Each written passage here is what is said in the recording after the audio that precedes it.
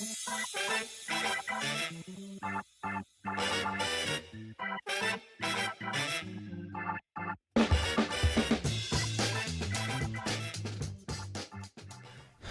everybody, and welcome to the Tom Podcast. I'm your host, David.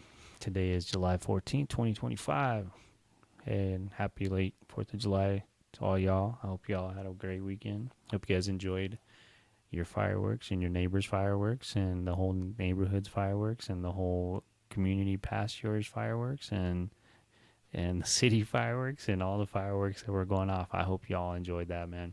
I know that was 10 days ago, and we still get one or two at night, right around midnight. So somebody playing a trick or just being funny in midnight, lighting a firework. But yeah, anyway, I hope y'all enjoyed your Independence Day, man. A couple of things we want to talk about today, man. The state going through fires, going through floods. We got a lot going on in the state. I'm going to talk about some UNM property that's up for sale that's wanting to be developed. I want to talk about some of the fires, maybe some potholes. We could talk about the construction on I-25. But first, a word from our sponsors. Today's episode is sponsored by Construction Coordinators, Inc. If you're in the 505-575 area, they're the team for you. Whether you're looking to build a new house, remodel the one you got, or add that new porch or time for the summer, Construction Coordinators can do it all. From designing in concrete to adding those finishing touches that make all the difference, this family-owned and operated business is your one-stop shop to get it done. They even do commercial work, so if it's time to revamp your office building or set up your new commercial space to suit your company's needs, make a vision a reality. Give them a call today at 505-620-0641. Again, they do residential and commercial, new construction, remodels, concrete, and more. Call 505-620-0641 and ask for Ernest to schedule your free estimate today. Let them know that the Ton Podcast sent you, and our listeners will receive a 5% discount on your new project. And if you haven't used anybody in the past and you're looking to trust somebody with a good reputation and workmanship, 505-620-0641. Construction Coordinators.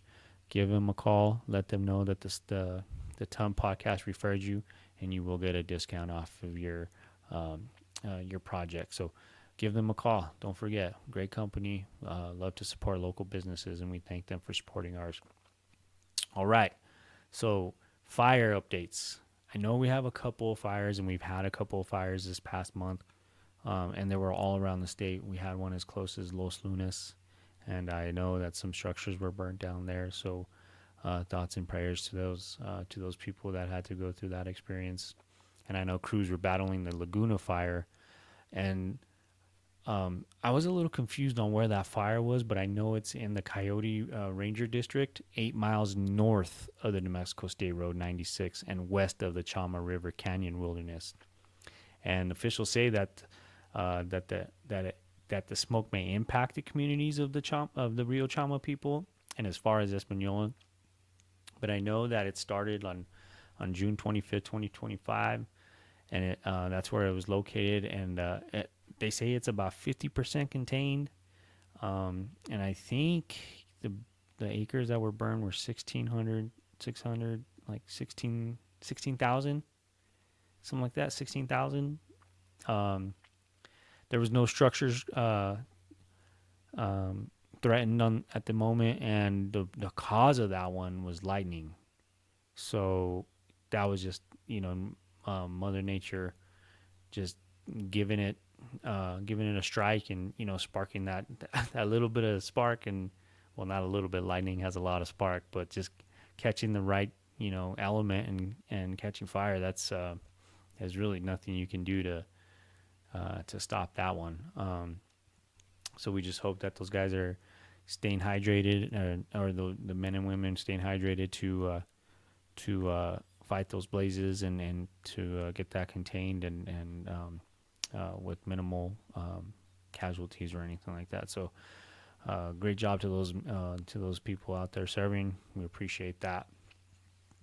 So I know that in the past, Ruidoso New Mexico has had those fires, and I know they've had that burn scar, and so they are almost terrified of any kind of rain that they get. But you know, they get rain, and anything that, I guess, I don't understand. I'm not, a rain expert or a burn scar expert, but from what I understand is, if that water hits the burn scar or the rain hits the burn scar, there's nothing to absorb it, so it just becomes like this flow of water.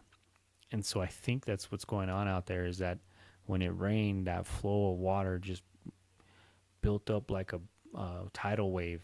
And from the videos I saw, I just, it blows my mind. It shocks me that how much power and how much um, like destruction that a path of water can do.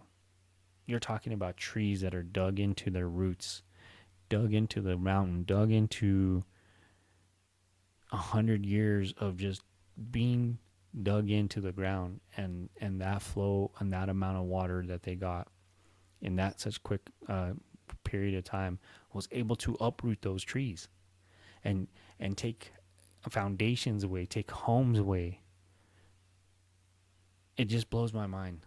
And to see, the aftermath of that, and to see what the residents of Rio Dosa are going through, it's hard. It's hard, man. It's hard. Like, I my sincere apologies go out to you guys, and I can't imagine what you guys are going through. So, keep your heads up. I know that there's a lot of resources being deployed out there, and I don't have the words, so I just want to say that I've thought about it, and I've said prayers for you. So I hope everything starts working out for you guys, man. And you guys get back on track, and whatever resources. We're looking for somewhere to donate. I know they have donate centers throughout the city and throughout the state. So our donations will be coming in, and I hope whatever little bit can help you guys get back on track. So I know it's got to be hard. I just don't have the words. So thoughts and prayers. All right, moving on. I know we got some construction going on here in Albuquerque.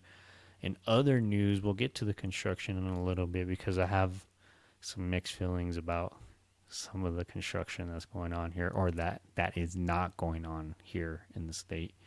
And first of all, I heard that UNM, the University of New Mexico, has some property for sale for development of retail outlets and commercial buildings. And from what I understand, those 40 acres that are, it's 40 acres that are available. Those 40 acres that are available are right. I guess they would be directly northwest of the pit and northwest of the Isotope Stadium. I know if you guys have been anywhere down that road, you guys know that big empty lot. That's just, I think there was a hotel there that they recently shut down. That hotel was the Motel 8 or 6 or something like that. But I think they've even, at this point, haven't even knocked it down. It no longer exists there. And it was just right off the freeway. So I know, I think it's would be north of that, where that used to be. So I think that lot's the one for sale. And from what I understand, they're going to build some retail shops. And it's going to be multi-use. So it could be, I imagine it could be, I think it is, well, maybe it's not zoned for R1 for housing. It could be zoned, well, I don't know, because it was UNM's property. So I guess they would have to rezone it for retail or commercial use. So I imagine they're, before the sale, they're probably having to do all that. But yeah, how cool is that though? I mean, I know that they need more options out there. You got the University of New Mexico, which is just a huge campus, and then right there you have Central New Mexico, or CNM. CNM right there, the community college, and that houses, or not houses, but it hosts thousands and thousands of students. And that UNM area gets pretty congested right around lunchtime or breaks. It's constantly it's constantly busy with students and people that work in the area and those hospitals. I mean, you got Presbyterian down there, you got UNMH, you have all these major hospitals with I imagine multi or thousands of employees, and with multiple shifts is what I was trying to say. Multiple shifts with thousands of employees, and that area is just congested. So I think any retail or commercial buildings there that can house restaurants and other options for all the people that work in the area, live in the area, are temporary residents in the area for going to college. And I think it's a great use of the land. Why have that empty lot if it can be used for something? If you're not going to use it to add to the college, I think it's a great opportunity for businesses to succeed down there. And that's a nice area. They were also talking about. I think that's exactly where they wanted to put the. I guess it would be a little further north. They wanted to put the United Teams stadium down there, kind of like. Uh, I guess it'd be in the Barelas neighborhood there, right there by the Barelas Cafe. It could be right by the rail yard. I didn't really pay attention to the location, but from what I understood, it's somewhere in that area, in that quadrant right there. Um, I don't know if that. I don't think it passed, but uh, I should probably look that up. I was really curious and see if that got approved. I know they were going through some bond votes or something. I can't remember, but anyway, what a great opportunity for them to sell that property and give some opportunities to some possible local businesses or food trucks. Food trucks are amazing. I'm a taco food truck guy. I love taco food trucks. Okay, so if they have an area where they can bring some food trucks, heck, bring them on in. So and down there they have this restaurant. They have nice old restaurants, and one of the more popular ones. Excuse me, I already mentioned Barella's coffee shop, but what about the El Modelo down there? You know, that's a really good restaurant, and it's been around for a long time, and and I know it's been featured on some of the films that are shot down here in New Mexico and Albuquerque. So El Modelo, if you guys haven't been down there, you need to check it out, man. Maybe I'll do a series and try to do an interview down there, and just highlight their food and their tradition, how long they've been there, et cetera, et cetera. And I know half of you have eaten there. So if you're listening to this as a brand new listener, if you haven't, El Modelo, stuffed sopapilla without chili, um, and I get one with chili and one without, um, because that's how good they are. But yes, you guys got to try it, man. Some people like their tamales, some people like their combination plate. I mean, it's good food. It's New Mexican food, and it's an amazing place. So, I should be getting uh, a sponsor fee for that. So if you guys are hearing this, and you want to reach out, I'm open for that. So anyway, let's get to the construction part of the New Mexico, man. So I know we all live in different quadrants, and some of us live in the same side of town, some of us don't. But let's just say if you live in the northeast side of town and you drive to the southwest side of town. Well, from that drive from the northeast to the southwest, how many potholes do you hit, or do you encounter, or do you see, or you already have them memorized on where they're at? Um, and that's my case. I try to avoid those potholes at all costs, but sometimes it's so congested, and like if you make a little swerve movement, people will freak out at you because they think you're trying to swerve in their lane, but it's you're just trying to avoid the pothole as much as you can. But they're everywhere. They're everywhere, and I just don't know what's going on. I don't know why our roads haven't been uh, fixed. Our freeway is just as bad. We have potholes everywhere. I don't know why we can't keep up with it.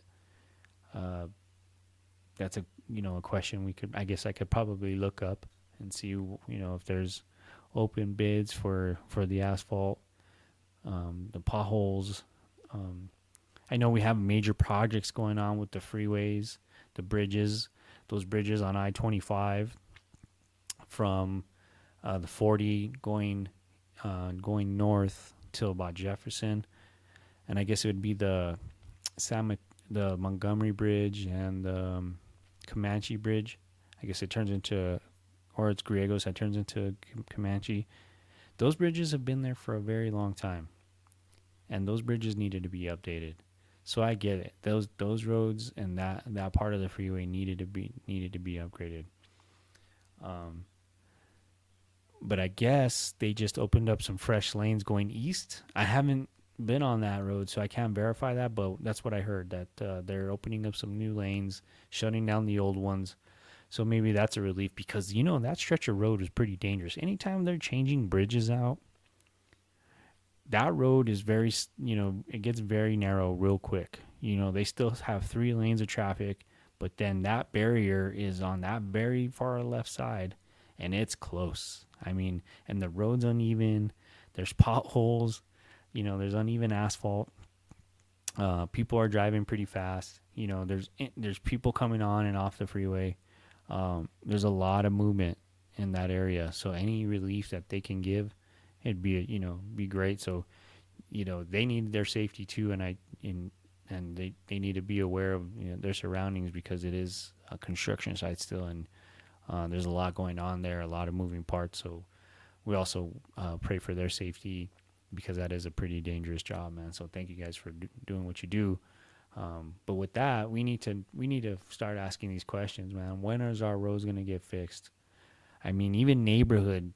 I don't know. Some of these neighborhoods you drive through, there's creases in the asphalt, and they're like, I don't know, a good, I don't know, foot deep sometimes, and they come and fill them with that like tar kind of stuff. Well, anyway, the tar eventually sticks to your tire, right? And a little by little, you take a little bit more with you, every time it gets hot. And I don't know. That's my theory. But they still get compromised. You still can't drive down that road without feeling like you're hitting a speed bump. And they're not just like one every 100 feet. They're like one every 10 feet. I mean, you can hit one of those. I don't know what we're gonna call them. We'll just call them bumps. And they're everywhere. They're everywhere, and especially neighborhoods. And now it's like they're carrying over to like main roads. So we need a better system. I know the city of Albuquerque has a 311 uh, complaint center, information center that you can leave a complaint. I'm sorry, and you can report potholes. I mean, how many reports do you need before it gets fixed? Shouldn't one be enough? Like, I don't know if there needs to be 100 reports before they go and look at it, or do they have the staff to go out there and do it, um, or do they have it in place for the whole road to get done, but they're just waiting for like an RFP to go through, or contractors to be, or contractors to be available. I don't know, but we need to get these potholes fixed in this state, man. That's I think that should be one of our top priorities in the city, and as far as safety. But anyway, I just wanted to drop in and let you guys know that we're still here. We're still going to be operating at a high level. You'll start hearing more of these podcasts, and I'm going to start building this audience. We're going to move it kind of to we're going to have open discussion still, and a lot has changed. And so we thank you for your patience and the few of you guys that are committed to our channel. We appreciate that. So our goal is within the next couple of weeks is to do a live podcast, and make the introduction in case you guys don't know who we are. So yeah, we're that's our goal the next couple of weeks, and we love and continue your continued support of the podcast, and whether it's five subscribers or 30 or 300. We're gonna show the same commitment, and we appreciate you guys. So make sure you share this channel, make sure you share this conversation, um, and share your resources too. You know, if there's something that you want to talk about, put it in the chat, and we can talk about it. That's why I'm gonna enjoy lives. You know, I'm thinking once we get that going, uh, we'll have that chat. We'll have that chat running, and then we can have some back and forth discussions. And we want to keep it clean and fun.